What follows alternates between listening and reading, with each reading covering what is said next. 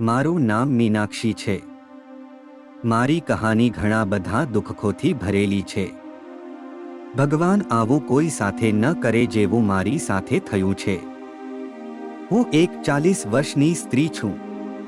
મારા લગ્ન ખૂબ જ નાની ઉંમરમાં થઈ ગયા હતા અને લગ્નના 8 વર્ષ પછી મારા પતિ આ દુનિયા છોડીને જતા રહ્યા। મારો એક છોકરો પણ છે જેનું નામ સાગર છે। જ્યારે હું લગ્ન કરીને મારા સાસરે આવી હતી ત્યારે મારા સાસરામાં મારા પતિ સિવાય બીજું કોઈ ન હતું અને હવે તે પણ મને છોડીને જતા રહ્યા છે।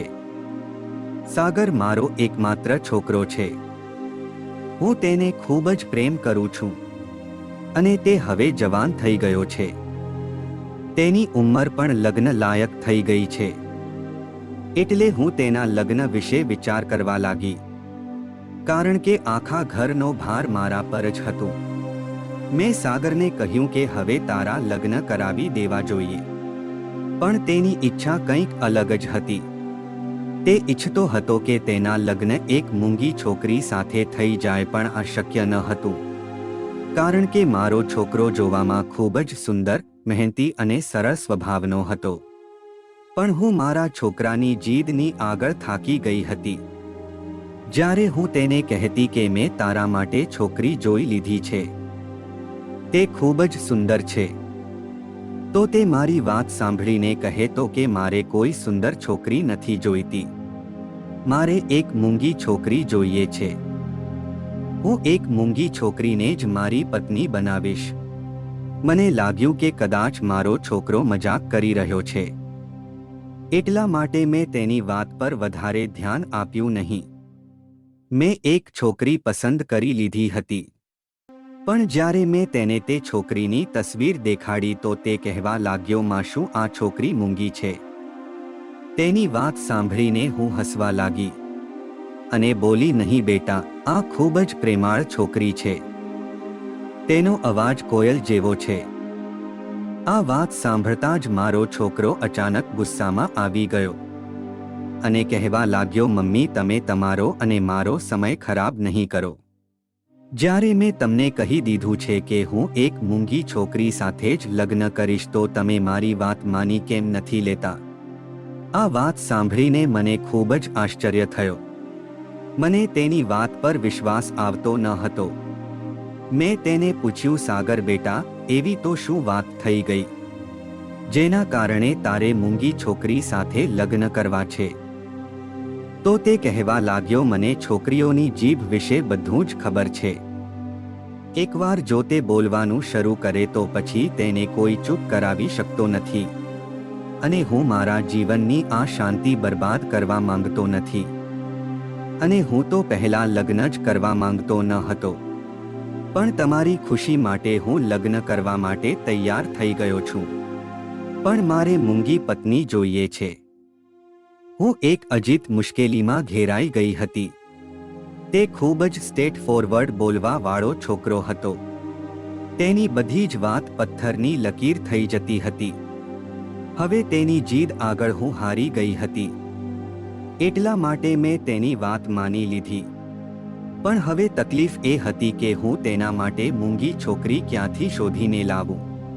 મેં આસપાસના લોકોને એક મૂંગી છોકરી માટે વાત કરવાનું શરૂ કર્યું પણ આસપાસના લોકો પણ મારી વાતને સિરિયસલી લેતા ન હતા અને તે કહેતા કે તું મૂંગી છોકરીની વાત જવા દે, જો આ છોકરી તેણે MA પાસ કરેલું છે તો આ છોકરી સાથે તારા છોકરાના લગ્ન કરાવી દે। તે 4 છોકરાઓની એકમાત્ર બહેન છે અને ખૂબ જ પૈસાવાળા છે। તે ખૂબ જ વધારે દહેજ લઈને આવશે। હું તેની વાત સાંભળીને ખૂબ જ ચિંતામાં મુકાઈ ગઈ હતી કારણ કે હવે મારા હાથમાં કશું જ ન હતું।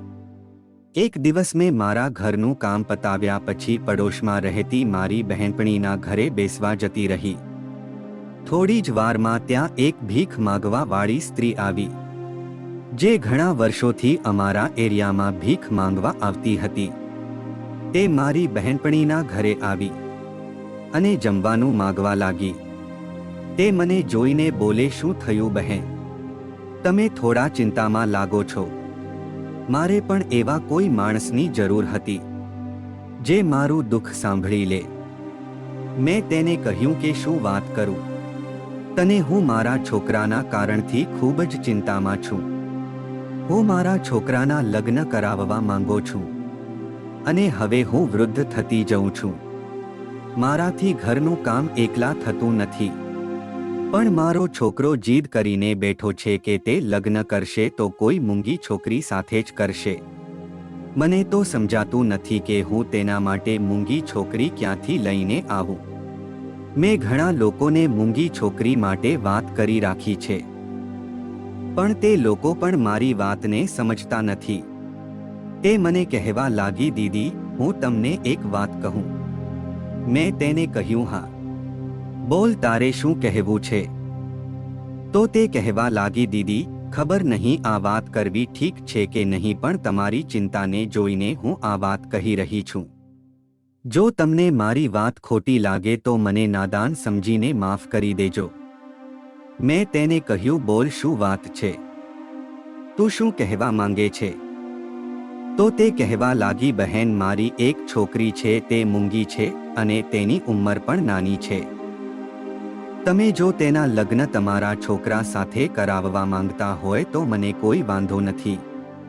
તે સ્ત્રીની વાત સાંભળીને હું ખૂબ જ ઊંડા વિચારમાં ખોવાઈ ગઈ અને મારા ચહેરાને જોઈને તે હાથ જોડીને બોલવા લાગી, બહેન, તમે મારી આ ભૂલને માફ કરી દેજો. આટલું કહીને તે મારી વાત સાંભળ્યા વગર જ ત્યાંથી જતી રહી. પણ તે આખો દિવસ હું તે ભીખ માગવા વાળી સ્ત્રીની જ વાત વિશે વિચાર કરી રહી હતી. મારાથી કંઈ નિર્ણય લેવાતો ન હતો. એટલા માટે મેં વિચાર્યું કે હું બધી જ વાત સાગર સાથે કરી દઈશ. તે જેમ કહેશે તેમ કરશો. સાંજના સમયે જ્યારે સાગર કામ ઉપરથી પાછો આવ્યો તો મેં તેને બધી જ વાત કરી અને કહ્યું કે તે એક ગરીબ પરિવારની છોકરી છે. તો સાગર મને કહેવા લાગ્યો કે તે અમીર હોય કે ગરીબ, ભણેલી હોય કે અભણ, મારે તો મૂંગી છોકરી જોઈએ છે. બાકી મારે કશું જ વિચારવું નથી. પણ મને એક વાતની ચિંતા હતી કે મારા એકમાત્ર છોકરાના લગ્ન હું એક ભીખ માગવા વાળી સ્ત્રીની છોકરી સાથે કઈ રીતે કરી દઉં. પણ પછી મેં ફરીથી સાગરને પૂછ્યું કે તને કોઈ વાંધો તો નથી ને? તો તે મને કહેવા લાગ્યો, મમ્મી, તમારે તે સમયે જ તે સ્ત્રી સાથે તેના ઘરે જવું જોઈતું હતું અને તે સ્ત્રીના હાથમાં પૈસા મૂકી દેવા જોઈતા હતા.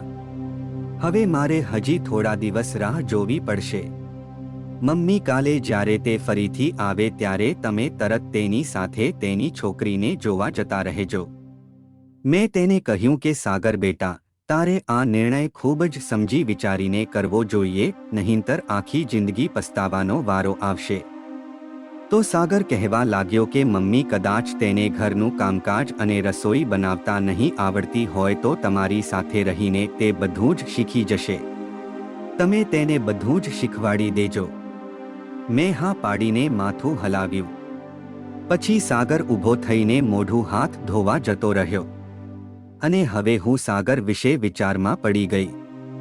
હું વિચાર કરી રહી હતી કે આને શું થયું છે જે એક ભીખ માગવા વાળી સ્ત્રીની છોકરી સાથે પણ લગ્ન કરવા માટે તૈયાર થઈ ગયો છે.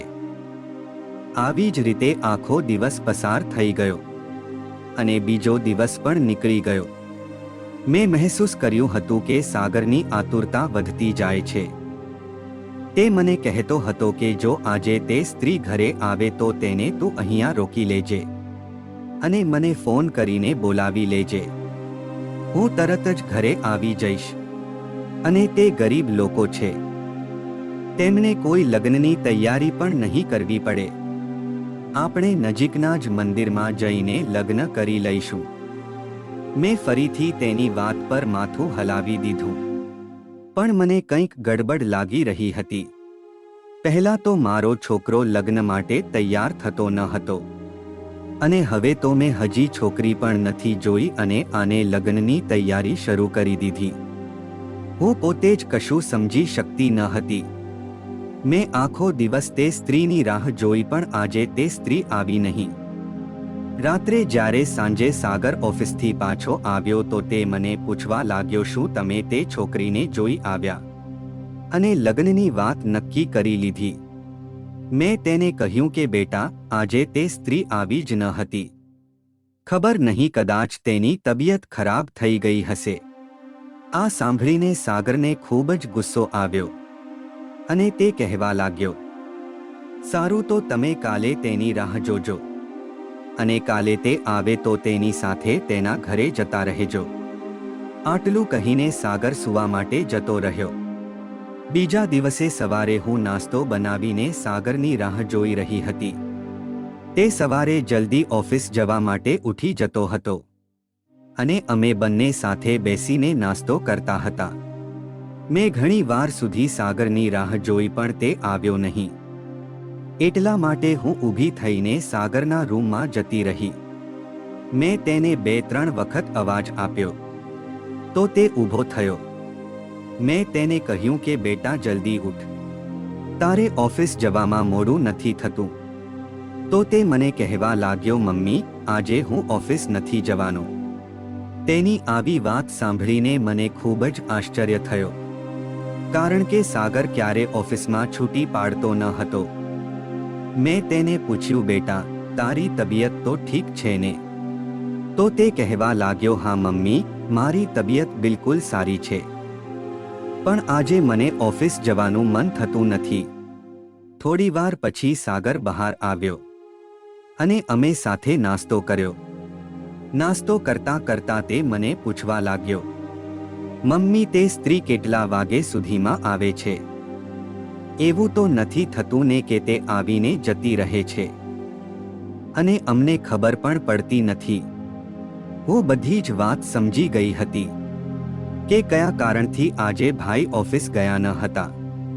મેં સાગરને કહ્યું કે તું કારણ વગર જ ચિંતા કરે છે. તે સ્ત્રીને જ્યારે આવું હશે ત્યારે તે આવી જશે. તારે આટલી ચિંતા કરવાની કોઈ જરૂર નથી. સાચું કહું તો મને હવે સાગર પર ગુસ્સો આવવા લાગ્યો હતો. તેણે નાસ્તો કર્યો અને ચૂપચાપ ઘરેથી નીકળી ગયો અને હું ઘરનું કામ કરવા લાગી. બપોરથી સાંજ પડી ગઈ પણ સાગર હજી સુધી ઘરે આવ્યો ન હતો. મને તેની ખૂબ જ ચિંતા થઈ રહી હતી. એટલે હું બેઠા બેઠા ભગવાનને પ્રાર્થના કરી રહી હતી. ત્યારે અચાનક દરવાજો ખોલવાનો અવાજ આવ્યો અને સાગરનો અવાજ મારા કાન સુધી પહોંચ્યો. તે ખૂબ જ ઉત્સાહિત લાગતો હતો. તે કહેવા લાગ્યો, મમ્મી, તમે ક્યાં છો? હું મારી સાથે કોઈકને લઈને આવ્યો છું. મેં પાછળ ફરીને જોયું તો સાગર સાથે તે મોંઘી છોકરીની માં, એટલે કે જે ભીખ માગવા આવતી હતી, તે સ્ત્રી હતી. મેં સાગરને પૂછ્યું, તું સવારથી ક્યાં ગયો હતો? તો તે કહેવા લાગ્યો, મમ્મી, હું તો સવારથી આમની એરિયામાં રાહ જોતો હતો, પણ તે અત્યારે આવ્યા તો હું તેમને જલ્દી ઘરે લઈ આવ્યો. તમે તમારા બધા જ કામમાંથી ફ્રી થઈ ગયા તો આપણે એમની સાથે એમના ઘરે જઈએ. આજનો દિવસ ખૂબ જ શુભ છે. આજે જ લગ્ન કરી લઈએ. મેં પંડિતજી સાથે વાત કરી લીધી છે. તેમણે મને કહ્યું છે કે આજનો દિવસ ખૂબ જ શુભ છે. તેની આવી વાત સાંભળીને હું તો તેનું મોઢું જોતી રહી ગઈ. મને કશું જ સમજાતું ન હતું. સાગર આગળ વધ્યો અને તેને મારો હાથ પકડ્યો અને મને ઉઠાડવા લાગ્યો.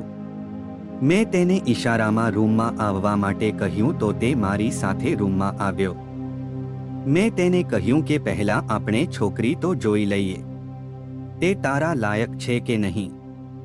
જો મને તે છોકરી ગમશે તો આપણે આગળ વાત કરીશું.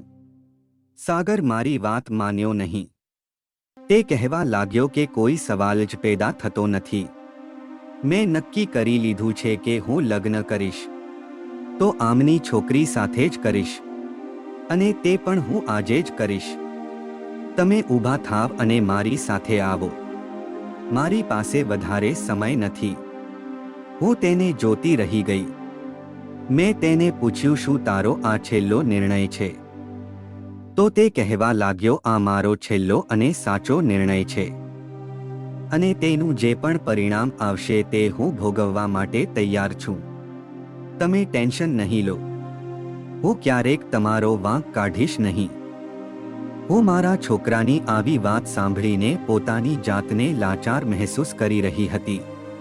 એટલા માટે હું રૂમની બહાર આવી ગઈ અને બહાર આવીને જોયું તો તે સ્ત્રી મારા ઘરમાં બેઠી હતી અને મારા ઘરને જોઈ રહી હતી. પછી અમે તે સ્ત્રી સાથે ગાડીમાં બેસીને તેના ઘર તરફ જતા રહ્યા. રસ્તો ખૂબ જ લાંબો હતો અને તેવી જગ્યા પર તેનું ઘર હતું જ્યાં ખૂબ જ ગંદકી હતી. હું પોતાના પર જ ગુસ્સો કરવા લાગી. મેં શું કામ સાગરને આ સંબંધ વિશે વાત કરી? પણ અમે તેના ઘરે પહોંચ્યા. ત્યાં ઘણા બધા ઝૂંપડાઓ હતા અને ત્યાં અમે એક ઝૂંપડું જોયું જેમાં ઘણા બધા છોકરાઓ હતા અને તે સ્ત્રીએ પોતાની છોકરીને અવાજ આપ્યો. તે કહેવા લાગી કે મંજુ ક્યાં છે? અહીંયા આવ. અને થોડી જ વારમાં એક નાની ઉંમરની છોકરી અમારી સામે આવી ગઈ. તે છોકરી જોવામાં એટલી સુંદર હતી કે તેને જોઈને કોઈ પણ કહી દે કે આ કોઈ પરી જેવી જ દેખાય છે. તે કહેવા લાગી, બહેન, આ મારી છોકરી મંજુ છે, પણ આ મૂંગી છે. મેં જ્યારે મંજુને જોઈ તો મારા મનમાં આવ્યું કે હું આને તરત જ પોતાની વહુ બનાવીને સાથે લઈ જાઉં. મેં તે સ્ત્રીને કહ્યું કે મને તારી છોકરી ખૂબ જ પસંદ આવી છે. પછી મેં સાગરને આંખથી ઈશારો કરતા કહ્યું કે છોકરી તો સારી છે. સાગરે પણ હા પાડી દીધી. પછી થયું એવું કે અમે બધા નજીકના મંદિરમાં ગયા અને ત્યાં જઈને બંનેના લગ્ન કરાવી દીધા. અને સાગર એટલો બધો ખુશ હતો કે તેણે ત્યાં મંદિરમાં જેટલા પણ ગરીબ હતા તે બધાને મીઠાઈ વહેંચી અને ખૂબ જ સાદગીમાં તેને લગ્ન કર્યા. હું તેને મારા ઘરની વહુ બનાવીને ઘરે લઈ આવી હતી. મંજુ એ ખૂબ જ સુંદર અને સારી છોકરી હતી, પણ તેનો પહેરવેશ ખૂબ જ ખરાબ હતો. મેં સાગરને કહીને તેના માટે થોડા કપડાં મંગાવ્યા હતા. તેમાં એક લાલ કલરનો લહેંગો પણ મંગાવ્યો હતો. પછી મેં તેને કહ્યું કે તું સરખી રીતે નાઈ લે અને તારું માથું પણ શેમ્પૂથી ધોઈ લેજે, જેનાથી બધો જ મેલ નીકળી જશે અને તારા વાળમાં થોડી ચમક આવી જશે. તેણે માથું હલાવ્યું અને નાહવા જતી રહી.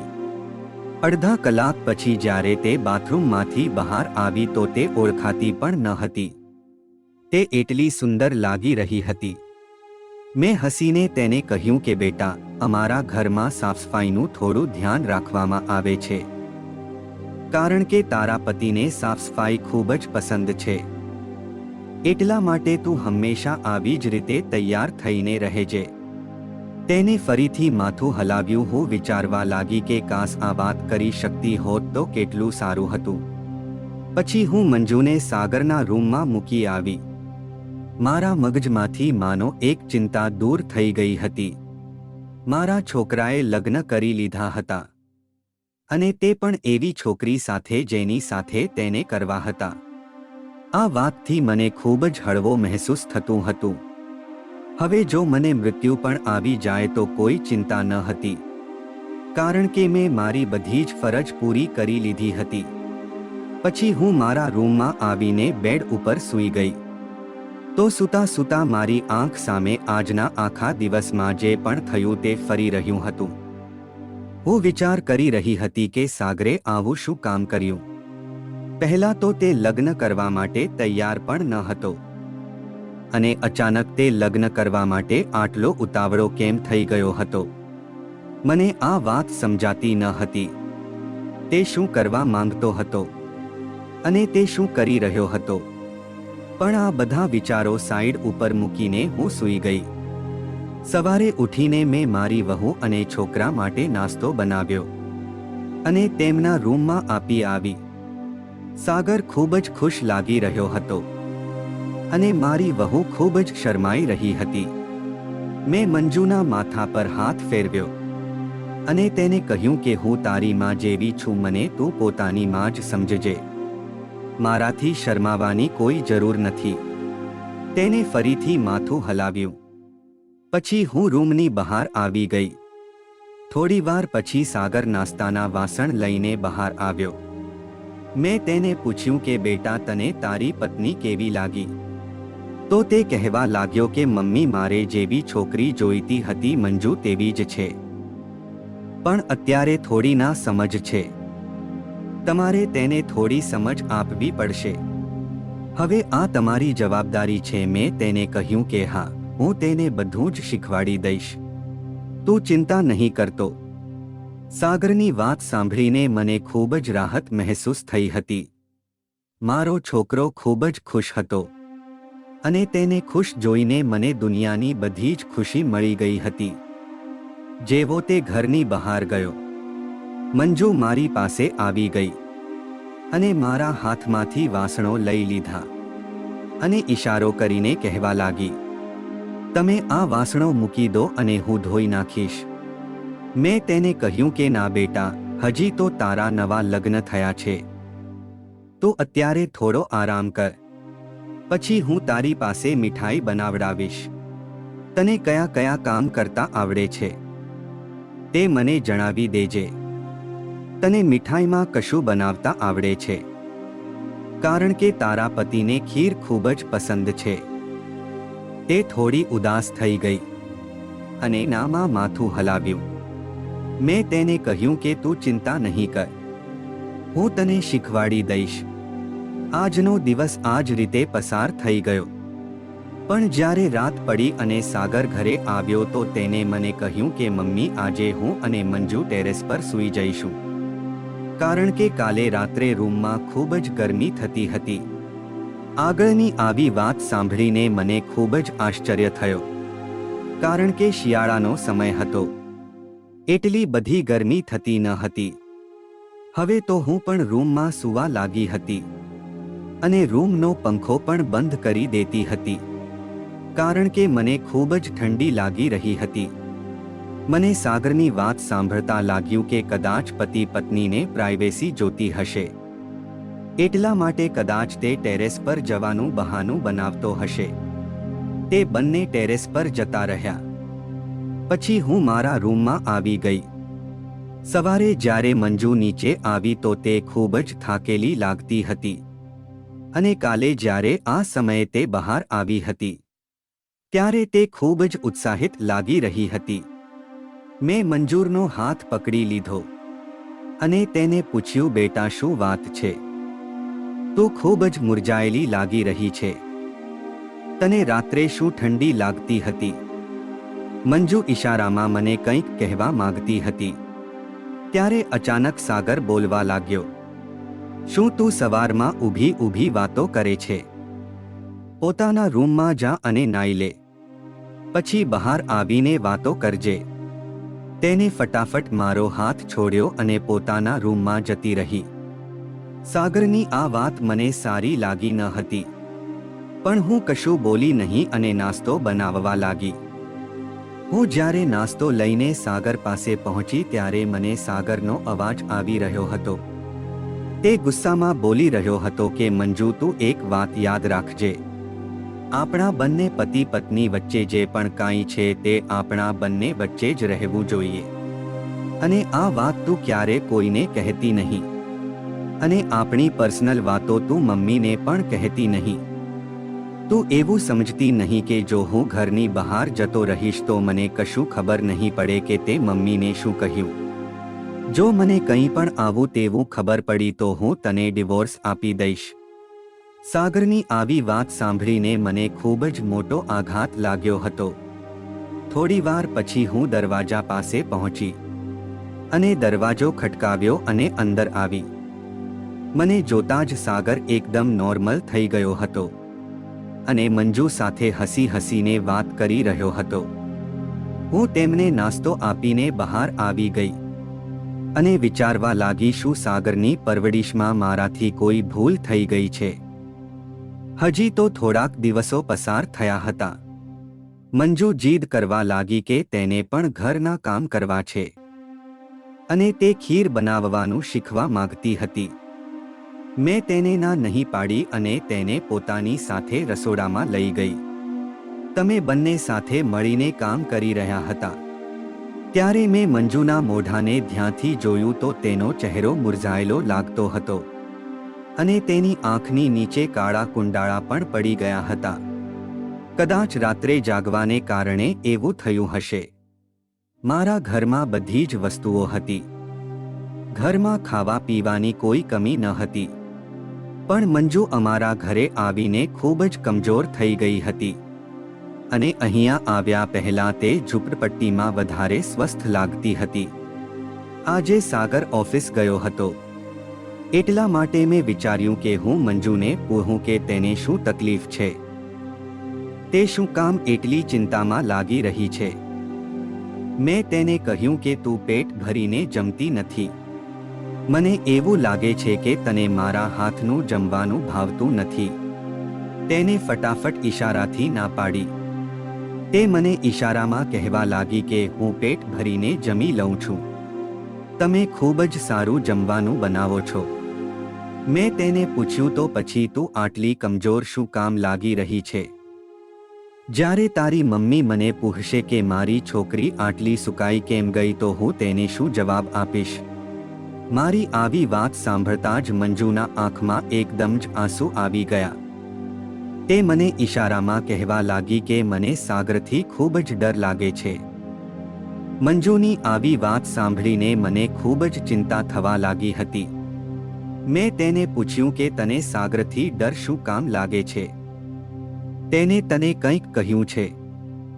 તો મંજુ એકદમ જ જોરથી રડવા લાગી અને મારા ગળે લાગી ગઈ. તે છોકરીની હાલત મારાથી જોવાથી ન હતી. મેં તેને પૂછ્યું શું વાત છે? મને સરખી રીતે જણાવો. હું સાગરનો વારો પાડી દઈશ. તેણે મારી સામે હાથ જોડી લીધા અને મને સમજાવવા લાગી કે તમે આ વાત સાગરને કહેતા નહીં. તે મારી સાથે ખૂબ જ ખરાબ વર્તન કરશે. મેં તેને વિશ્વાસ અપાવ્યો કે એવું કશું થશે નહીં. તું ચિંતા નહીં કર. પછી મેં મંજુને વધારે સવાલ જવાબ કર્યા નહીં અને મંજુએ પણ મને વધારે કંઈ જણાવ્યું નહીં. સાંજે જ્યારે સાગર ઘરે આવ્યો તો મેં બંને પતિ પત્ની પર નજર રાખવાનું શરૂ કર્યું. મને ચોખ્ખું દેખાઈ રહ્યું હતું કે તે બંને રોજ રાત્રે ટેરેસ પર જવાના બહાના બનાવી રહ્યા હતા. પણ જ્યારે સવારે મંજુ નીચે આવતી તો તેની હાલત ખૂબ જ ખરાબ થઈ જતી હતી. તે મને ઈશારામાં કંઈક કહેવા માંગતી હતી પણ મારો છોકરો તેને ખીજાઈ જતો હતો. મને હવે શંકા થવા લાગી હતી કારણ કે મારી વહુની તબિયત દિવસે ને દિવસે ખરાબ થતી જતી હતી. મને ખબર હતી કે બંને વચ્ચે કંઈક ને કંઈક ગડબડ તો જરૂર છે. એ નક્કી કરી લીધું કે આજે હું આ રહસ્ય ઉપરથી પડદો હટાવીને રહીશ. પછી જ્યારે રાત થઈ ત્યારે સાગર અને મંજુ ટેરેસ પર સૂવા જતા રહ્યા અને હું ખૂબ જ ઊંડા વિચારોમાં બેઠી હતી કે હવે મારે શું કરવું જોઈએ. પછી મેં નિર્ણય લઈ લીધો કે મારે ટેરેસ પર જઈને જોવું જોઈએ કે ત્યાં શું ચાલી રહ્યું છે. હું જેવી ટેરેસ પર પહોંચી તો સામેનો નજારો જોઈને મારું હૃદય કંપી ઉઠ્યો. મેં ત્યાં જઈને જોયું કે એક મોટું સર્કલ બનાવેલું હતું જેની આસપાસ આગ લગાડેલી હતી અને તે આગની અંદર મંજુ બેઠી હતી. તે ખૂબ જ વધારે ડરી ગઈ હતી અને સચિન બહાર ઊભો કંઈક વાંચી રહ્યો હતો. તે પણ કંઈક અજીબ ભાષામાં જે મેં પહેલા ક્યારેય સાંભળી ન હતી. હું આગળ વધી મેં જોયું કે મંજુને શ્વાસ લેવામાં ખૂબ જ તકલીફ થઈ રહી છે.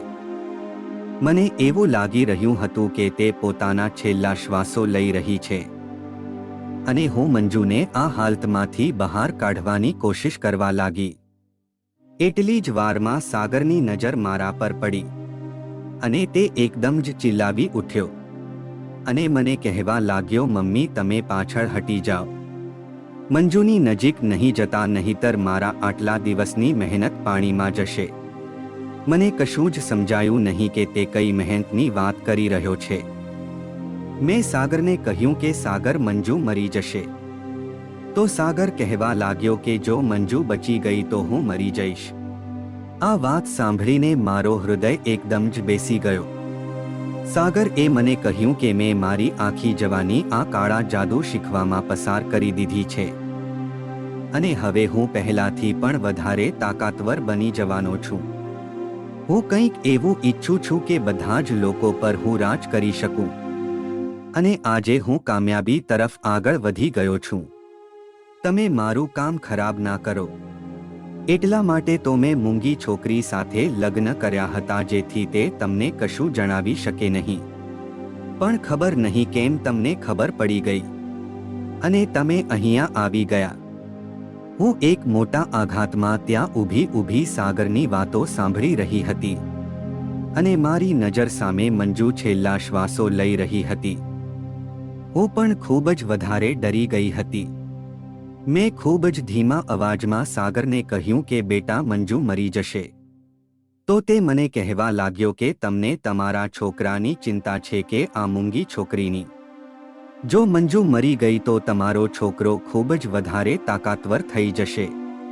પણ જો તમે આને બચાવવાની કોશિશ કરી તો હું મરી જઈશ અને જે પણ તાકાતો મેં આટલા વર્ષોથી મારી શરીરની અંદર જમા કરી રાખી હતી તે બધી પૂરી થઈ જશે. હું હવે બધું જ સમજી ગઈ હતી. મારે મંજુ અથવા સાગરમાંથી એકને બચાવવાના હતા. આ મારા માટે ખૂબ જ અઘરો નિર્ણય હતો. જો હું મંજુને ના બચવું તો મંજુ મરી જશે. તે બિચારી ખૂબ જ માસૂમ છોકરી હતી અને આ બધામાં તેનો કોઈ વાંક પણ ન હતો. હવે મારે નિર્ણય લેવાનો હતો. પણ આ સમયે મારામાં એટલી હિંમત ક્યાંથી આવશે કે હું જાતે જ મારા છોકરાને મરવા માટે છોડી દઉં?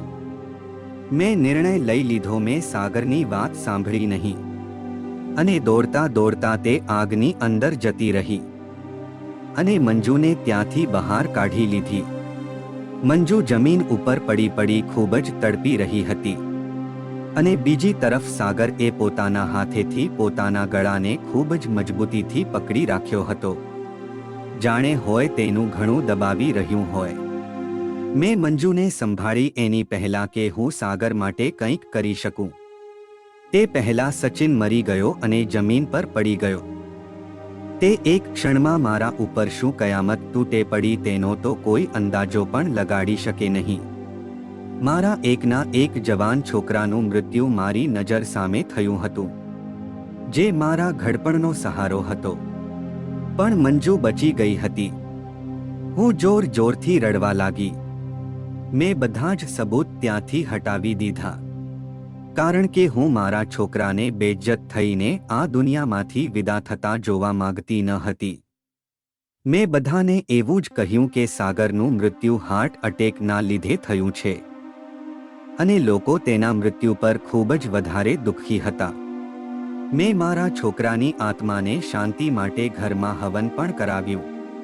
પણ હવે મંજુ દિવસ રાત રડતી રહેતી હતી અને સાગરની આત્માને શાંતિ માટે પ્રાર્થના કરતી રહેતી હતી. મેં મંજુને છૂટ આપી હતી કે તે જેવી રીતે ઈચ્છે તેવી રીતે પોતાનું જીવન પસાર કરી શકે છે. મેં તેને એમ પણ કહ્યું હતું કે જો તારા માટે કોઈ સારો છોકરો મળી જશે તો હું તારા લગ્ન તેની સાથે કરાવી દઈશ.